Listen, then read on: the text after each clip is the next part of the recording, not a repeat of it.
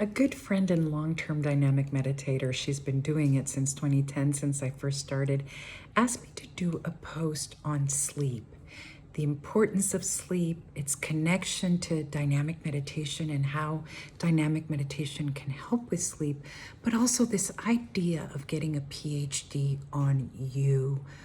The more you know yourself, the more you investigate yourself, the more self-knowledge you have, is the way for you to know how to navigate life beautifully and well. Anytime we know a topic really well, we can actually apply it so much better in life, in our external world. So let me start. I'm going to give you 3 reasons why sleep is helpful, and I'm going to give you 3 reasons how dynamic meditation helps with sleep. Number 1, studies and science are showing more and more and more. I mean, we've known this for a long time, but really we're getting a ton of information on it, that sleep elongates life. So if you get 7, 8, 9 hours of sleep, it actually makes you live longer. And this makes perfect sense, right? Because you are in recovery and are in repair. So just as we need times of exertion, which is our daily living and our daily relating and our daily working, we need times of recovery and repair. And remember, when we sleep, we lose weight. Growth hormones, cells are allowed to repair, to regenerate while we sleep. Super important. So we get to live longer when we sleep. Number 2, relationally, it's so important. In relationships, sleep is like a natural antidepressant, anti-anxiety, mood regulator, emotional regulator. Get sleep. That's why we give naps to our little ones, so that they can calm down, so that they feel like they can be productive. And that is true for us. The more sleep we get, the better we're able to interact, not just with our loved ones, but with anyone on the street. Sleep really matters relationally. Number 3, psychologically. When we sleep, literally, our mind, it's like a little filing cabinet, stores away short-term memories, long-term memories, and get this, it's beautiful. It allows through dreams, through dreamscape, for us to relax and pull up the unconscious. So anything that we are unconsciously storing, when we sleep and we dream, it comes up.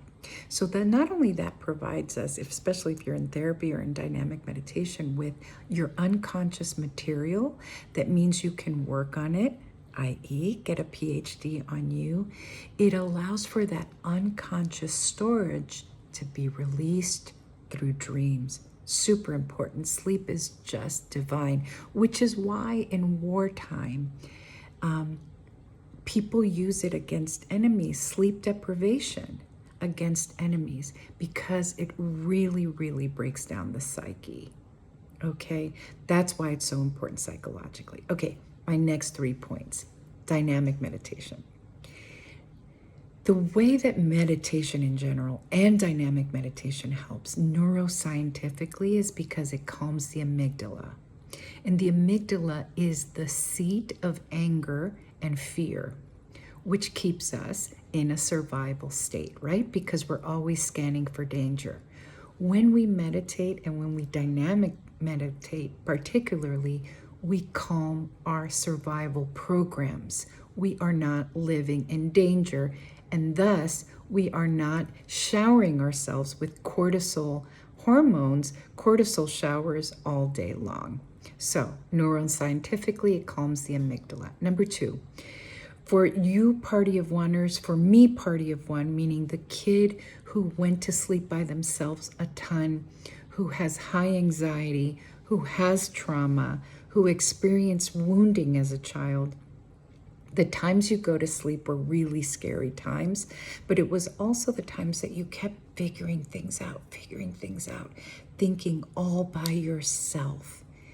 if you know how to meditate and dynamically meditate, which actually gives you a series of questions you can ask right before you go to sleep, you'll go right to sleep. You'll put it away. You'll calm yourself. Party of oners or trauma risers. This is a way to calm yourself right before you go to sleep. I've had people totally give up sleeping pills by using dynamic meditation. Really, really, really, really. Okay, number 3, super important. For people who are interested in creating and manifesting, the moments that you wake up, you're in a trance-like state, right? In that sleepy state. And the moments you go to sleep, you're in a trance-like state, which is called the alpha state. It's hypnotic, it's trance-like. That means that you are not resistant to whatever goes in, and that works in 2 ways. You don't want the news or dangerous information or Netflix series on homicides to be going in while you're in that hypnotic trance-like state. You want to be able to put in positive thinking, your dreams, your goals for the day. In that alpha state, in the morning and in the evening, that's the time, right? Right before sleep. Use it, leverage that time for your manifestations and creations. And then in another post, I'm going to talk about the crows in the morning after you sleep, and the crows that are lurking right there, which are anxiety, fear, figuring it out. All of those are the crows, ruminations that stop us from sleeping, that impede, that are obstacles to sleep. So there you go. That's a lot of information, but here it is. I hope that helps.